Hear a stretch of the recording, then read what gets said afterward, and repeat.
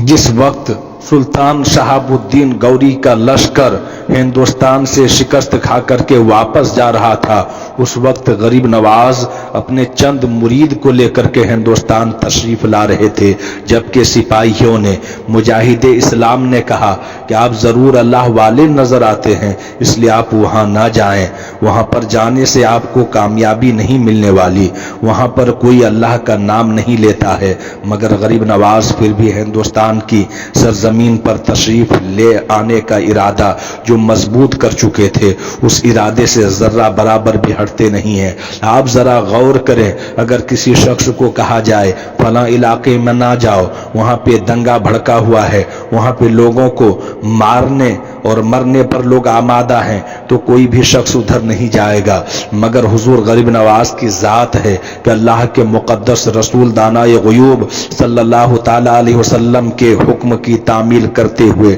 हिंदुस्तान आ रहे हैं, उस सरजमीन पर आ रहे हैं जहां पर शक्ति की भक्ति होती है, ताकतवरों को पूजा जाता है, पहाड़ों, नदी और पर्वतों की पूजा होती है, जमीन की परस्तिश होती है। जिसने सूरज को अपना माबूद मान रखा है, चांद की पूजा करने लगे हैं। ऐसी सरजमीन पर एक वहदहू ला शरीक की तरफ लोगों को गामजन करना और अल्लाह के सामने में झुकाना कितना मुश्किल काम है, हम लोग कयास भी नहीं कर सकते हैं, सोच भी नहीं सकते हैं। हुजूर गरीब नवाज हिंदुस्तान की सरजमीन पर तशरीफ लाते हैं और शहरे अजमेर शरीफ की एक जगह को मुंतखब फरमाते हैं और अपने मुरीदों के साथ अल्लाह तबारक व तआला की इबादत में लग जाते हैं, तस्बीह व तहलील करने लगते हैं और तरीका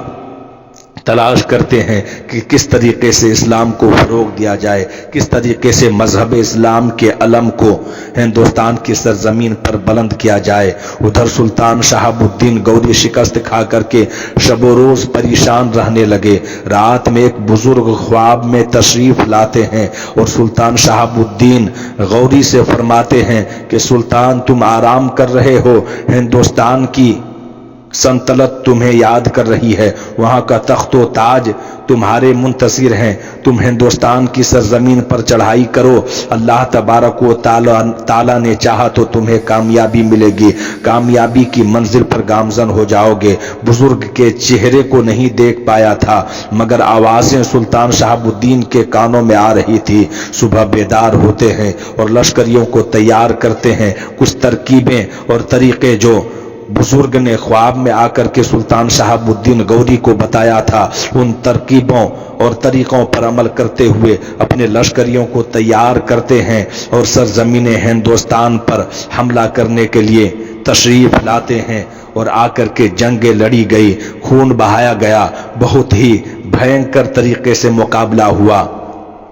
मगर आखिर में कामयाबी सुल्तान शहाबुद्दीन गौरी को मिली, मगर वो कामयाबी इस वजह से मिली कि वो देखते क्या है कि एक बुजुर्ग हैं, वो हमेशा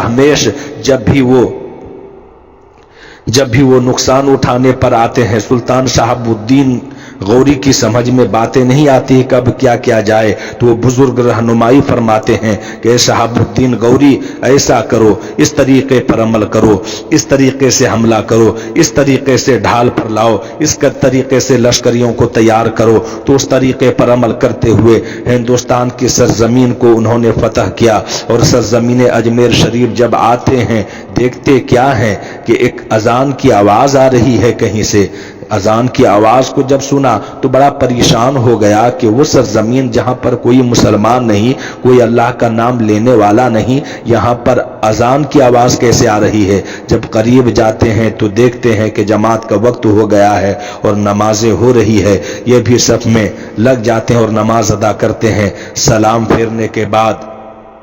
उस बुजुर्ग के करीब जाते हैं और देखते ही पहचान लेते हैं कि ये वही बुजुर्ग है जिन्होंने ख्वाब में आकर के हमें बशारत दी थी हिंदुस्तान में कामयाबी की और यहाँ के संतलत की कि तुम्हें हुकूमत जरूर मिलेगी। और हाथों को बोसा देते हैं और अर्ज करते हैं कि आप कौन हैं, आप ख्वाब में तशरीफ लाए थे, आपने तरीका बताया और जंग के मैदान में भी ہمیشہ آپ آگے آگے رہے اور ہمارا ساتھ دیتے رہے، ہمیں طریقہ بتاتے رہے، اسی کی بدولت ہمیں کامیابی ملی ہے۔ تو حضور غریب نواز نے فرمایا اس فقیر کا نام معین الدین حسن ہے، اور ہندوستان کی سرزمین پر اللہ کے مقدس رسول نے اسلام کی آبیاری کے لیے، فروغ دین کے لیے مجھے بھیجا ہے۔ حکومت کے کام کو تم ایمانداری سے چلاؤ، اور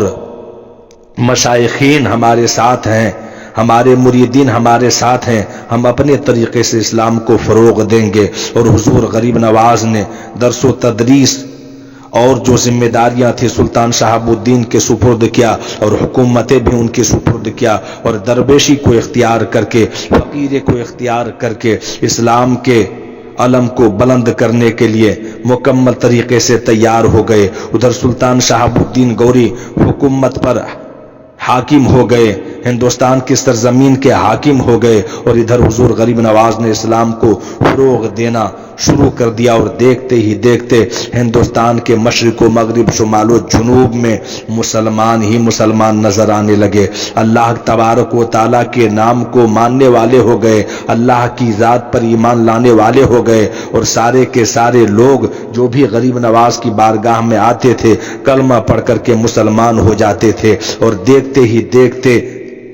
ہر ایک چھیتر میں، ہر ایک علاقے میں، ہر ایک شہر میں اللہ تبارک و تعالیٰ کا نام لیوا ہو گیا، اور مسلمان ہو گئے اور ایمان والے ہو گئے، اور دھیرے دھیرے مسلمانوں کی تعداد سرزمین ہندوستان پر بڑھنے لگی۔ اور اسی طریقے سے غریب نواز نے کم و بیش 93 لاکھ لوگوں کو اسلام کے دامن میں لایا، اور کلمہ طیبہ لا الہ الا اللہ محمد رسول اللہ صلی اللہ تعالی علیہ وسلم پڑھا کر کے مشرف اسلام فرمایا۔